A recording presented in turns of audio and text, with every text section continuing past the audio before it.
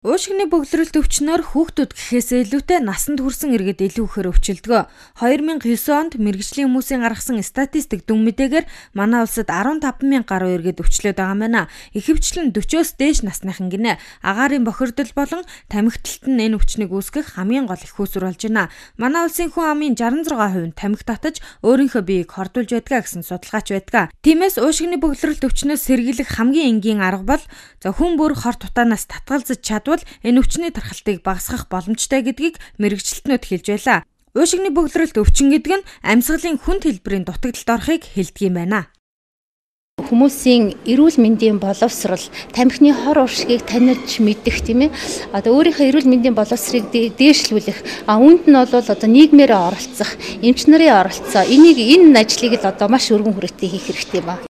Дэлхийн нийтэд энэ өвчнөөр 210 сая хүн өвчлөөд байна. Хүн амын дунд нийтлэг байгаа өвчлөлт дундаа 6 дугаар байранд орж байгаа. Харин энэ янзаараа өвчлөл нь ихсээд байвал 2025 он гэхэд өвчлөлийн тоогоороо 3 дугаарт бичигдэх магадлал өндөр байгааг Дэлхийн эрүүл мэндийн байгууллагын тооцоолсон байна. Иймээс дэлхийн нийтээрээ 2000 оноос эхлэн энэ өвчний эсрэг нэгдэж тэмцэж эхэлсэн байна. Харин манайс 2005 оноос эхлэн уушигны эмч нарынхаа дунд энэ өвчний онцлогоо эмчилгээний талаар сургалт явуулж иржээ.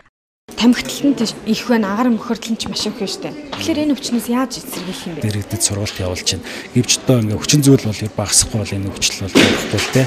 Тэр энэ хүчин зүйлийг багасгах талаар ард иргэд эхлээд мэдлэгтэй болж аваад тэрнийхэн төлөө нэрээ агаарын мөхөрдөл тамхинаас ч бид нар ингэж те одоо хор хүнэлд өртөх юм байна гэд эргээд одоо тэрнийхэн асрыг одоо төр засагтайгаа одоо те яг бодит үндэслэлтэйгээр одоо те тэр тэмцлээ одоо үргэлжлүүлдэг байх шаардлагатай байна. Агаарын бохирдлыг багасгахын тулд төр засгаас олон ажил хийж байгаа ч өнөөдөр хүртэл багасж байгаа юм алгаа. Харин уушигны бөглөрөл өвчнөд болоход нөлөөлж байгаа бас нэгэн хүчин зүйл бол тамхиталтаас хүн бүр татгалзах хэрэгтэйг мэрэгчлэтнүүд хэлж байлаа. Уушигны бөглөрөл өвчин нь удамшдаг гин тиймээс ирээдүйд их болох эмэгтэй хүн бүр тамхинаас татгалзах хэрэгтэйг ч мөн зөвлөж байсан юм а.